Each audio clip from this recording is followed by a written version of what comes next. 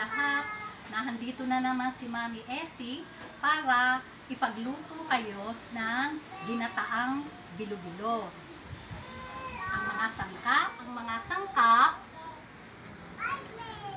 gabi, kamote, saging na saba, langka, bilo-bilo, coconut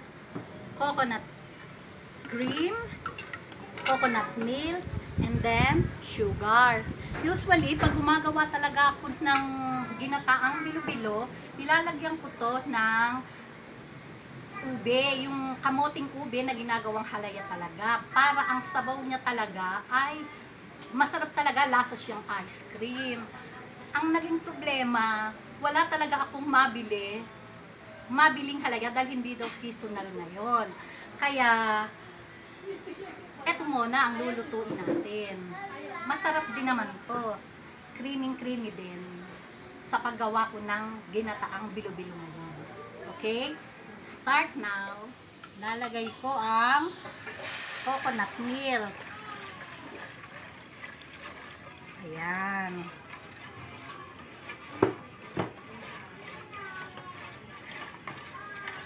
Tapos, lalagay natin ng gabi.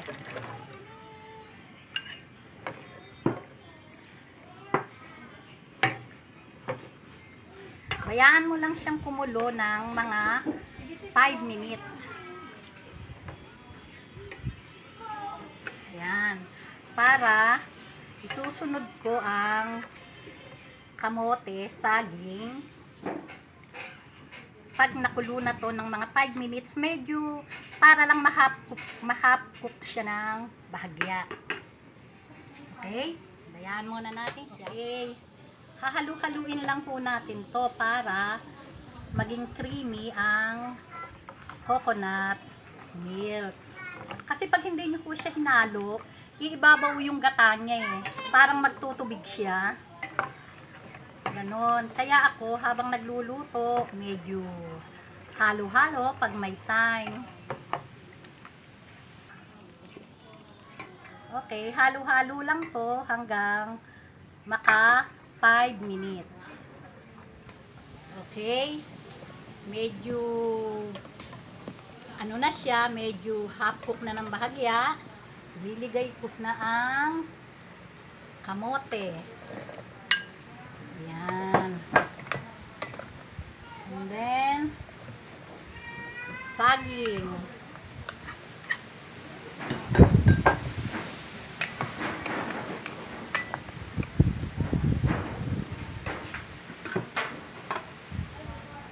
Lalagay ko ang coconut cream. Ayan.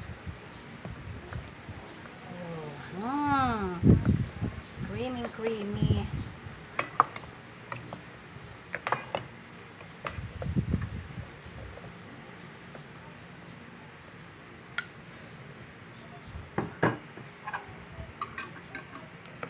Ayan, halu-haluin po natin para creamy ang sabaw. Ayan.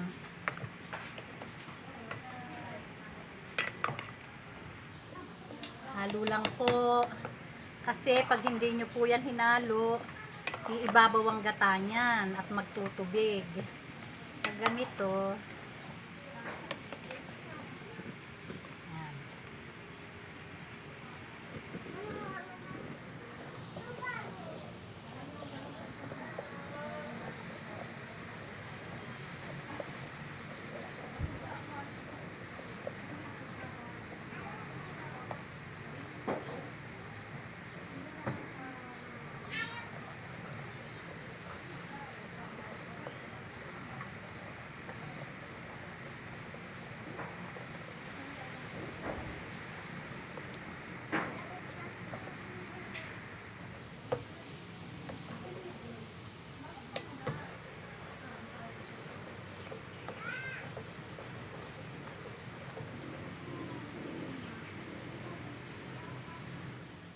Konting halo.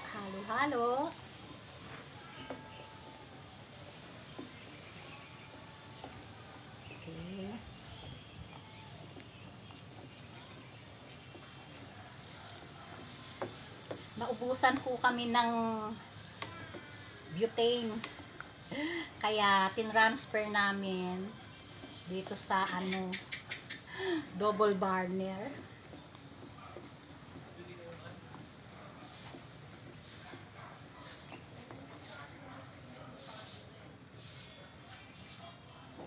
Okay. Okay. Lagay na natin ang sugar. Ano po ito? Half kilo. Ngayon, magtitira ako ng konti kasi saka natin tikman. Kasi baka matamis naman siya. Okay.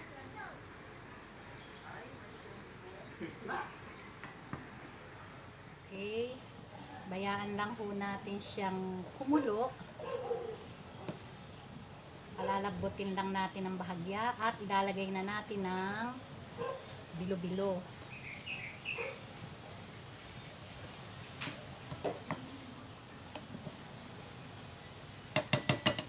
Okay.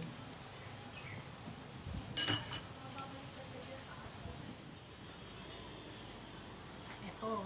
Kung gusto nyo ng ginataang bilo-bilo na talagang creamy siya, tiis nga lang. Huwag niyong tigilan ng halo para creamy talaga yung kanyang sabaw. Ganyan lang, parang exercise, diba? Okay, lalagay na ho natin ng langka. Ayan. Tapos ang bilo-bilo. Nako! Mga mami, napakasarap nito talaga.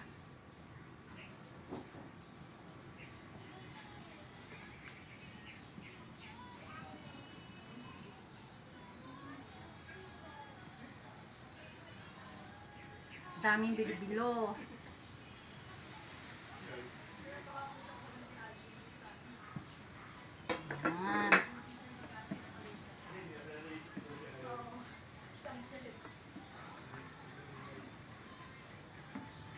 Ayan. Hintayin lang po nating lumutang ang bilo-bilo and then luto na ang masarap na ginatang bilo-bilo.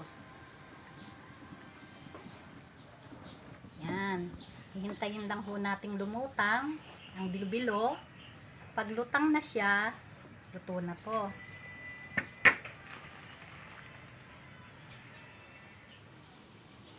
Okay. Haluin natin. Wow! Wow! Oh! Look naman. Napakasarap na merienda sa mga anakis natin.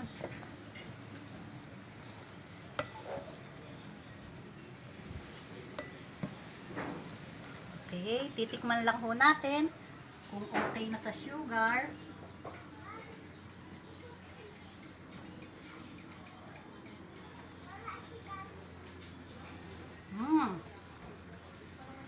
Bahagya pa.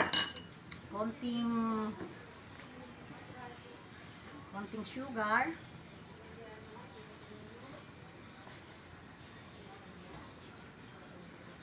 Okay na.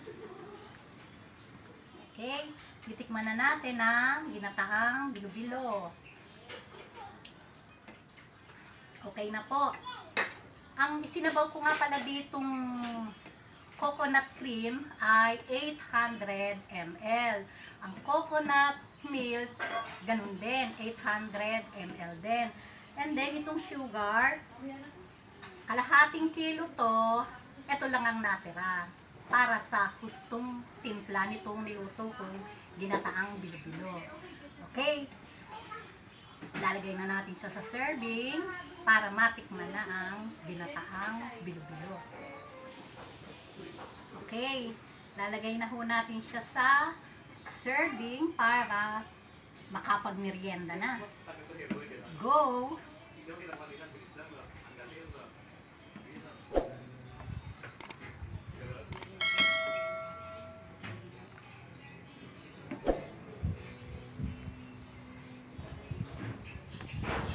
Okay, ready na ang ginataang bilo-bilo. para kung nga pala sa gusto pang mag-request ng lutuing merienda, wag lang kalimutang mag-comment, mag-share, and subscribe. At heto na po ang resulta ng ginataang bilo-bilo. Request lang at lulutuin natin. Okay? Thank you. Tara, merienda na!